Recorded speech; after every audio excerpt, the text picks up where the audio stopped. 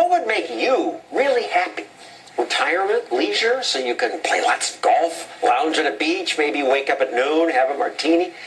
Plenty of people think something like that sounds like a dream life. But my next guest says no. Leisure and luxury don't really make people happy. What does is, well, I'll let him tell about it. Stephen Post works at a medical school where he does research on what causes happiness. So, what causes happiness? Contributing to the lives of others. 76% of Americans say that the thing that makes them most happy is helping others.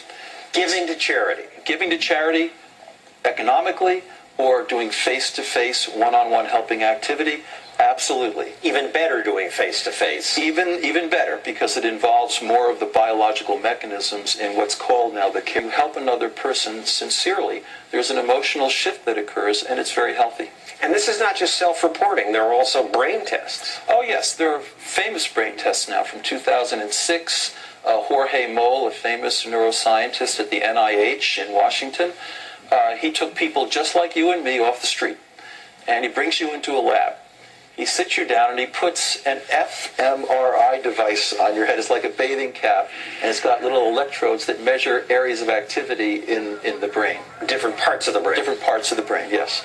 He gives each subject a menu of charities that they could consider contributing to. And when they do that, a part of the brain gets active. It's a deeply evolved part of the brain. It's called the don't write this down, audience, the mesolimbic pathway. It's the part of the brain that is associated with feelings of joy and that even doles out feel-good chemicals like dopamine. So everybody stumbles into this hopefully at some point in their lives. Earlier is better. The studies we have of the young kids who get acculturated to helping others shows that it actually provides a kind of protective halo. Their whole life long, they're more resistant to depression. They have lower rates of heart disease. This is a famous study that was done out of the University of Berkeley in California.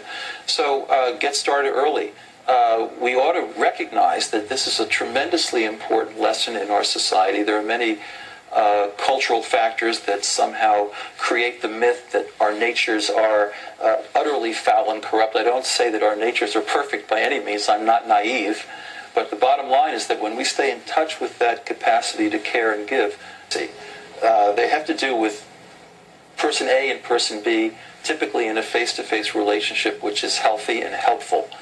It is, by the way, the case that when you volunteer, you want to work with a group that you feel you're called to, because when that happens, people come together, they form deeper friendship networks, they celebrate, they acknowledge their activities, and that's also sustaining. So in a sense, then, you can do this solo, but it's a good thing to have it organized in some kind of a communal way. Thank you, Stephen Post. His latest book is called The Hidden Gifts of Helping.